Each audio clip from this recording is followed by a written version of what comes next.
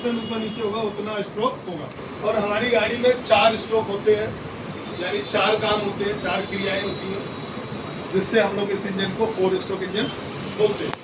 ये है हमारा पिस्टन ऊपर गजन पिन के साथ कनेक्टिंग रॉड, नीचे बिग एंड बेरिंग से क्रैंक।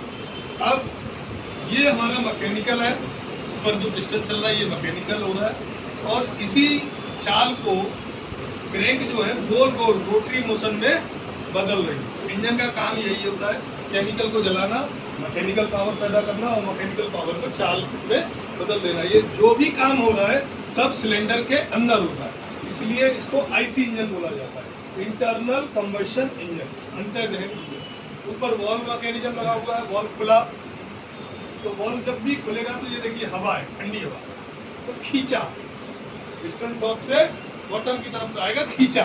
इसी को इंग्लिश में हम लोग बोलते हैं सक्शन।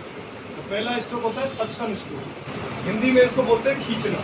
दूसरे में क्या होगा, पिस्टन बॉटम से टॉप की तरफ गया और इसको दबाया, इंग्लिश में बोलते हैं कंप्रेशन स्ट्रोक, हिंदी में आप इसको बोल सकते हैं दबाना, पिस्टन दबा रहा। जैसे ही दबाएंगे तो अंदर का जो टेम्परेचर है हवा का 550 डिग्री सेल्सियस, अब इतने टेम्परेचर पे जो नोजल लगा हुआ है वो डीजल स्प्रे कर देगा। जैसे ही डीजल स्प्रे करेगा इसके अंदर ब्लास्ट होगा, पिस्टन पे चोट पड़ेगी, पिस्टन नीचे की तरफ है। ये ब्लास्ट हुआ, जलाने के बाद अंदर का तापमान 2500 डिग्री सेल्सियस, जलाया, पिस्टन पे चोट पड़ी, पिस्टन फिर भागा नीचे। तो जलाना हिंदी में, इंग्लिश में बोलते हैं कंबशन स्ट्रोक, पावर स्ट्रोक। इसके बाद जब जल गया तो इसके अंदर धुआं बचा, अब पिस्टन फिर बॉटम से टॉप की तरफ जाएगा और अब गर्म वाला वाल्व खुलेगा और जली हुई गैसेस को बाहर निकाल देगा, यानी जली हुई गैसेस को बाहर निकालना एग्जॉस्ट। तो 4 स्ट्रोक होते हैं, खींचना, दबाना, जलाना और जली हुई गैस को बाहर निकालना। हिंदी में पहला खींचा हवा को, दूसरा दबाया, तीसरा जलाया और चौथा जली हुई गैस को बाहर निकालना। ये काम करने के लिए क्रैंक के 2 चक्कर लगते हैं। ये 4 काम करने के लिए क्रैंक के 2 चक्कर, हर आधे चक्कर में आधा चक्कर खींच लिया, आधा चक्कर दबा दिया, जला दिया, फिर आधा चक्कर यानी 1.5 चक्कर हो गया। मतलब जली हुई गैस को बाहर निकालेगा, फिर आधा चक्कर, 2 चक्कर। तो क्रैंक के 2 चक्कर और 4 काम पूरे हो जाते हैं। जो 4 स्ट्रोक होते हैं, सक्शन, कंप्रेशन, पावर और एग्जॉस्ट। अब उसके बाद में बात करते हैं वॉल्व की।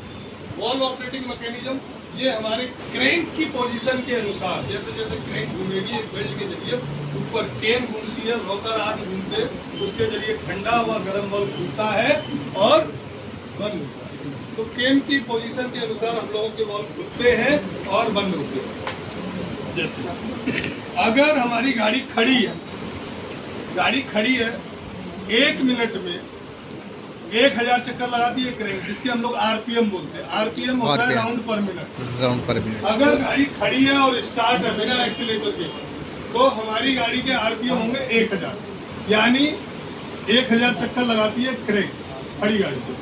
तो उस समय वाल्व की जो पोजीशन होती है वो भी 2500 बार खुलते हैं और बंद होते हैं। तो ये हो गया हम लोगों का वॉल्व ऑपरेटिंग मैकेनिज्म। आगे चलते हैं।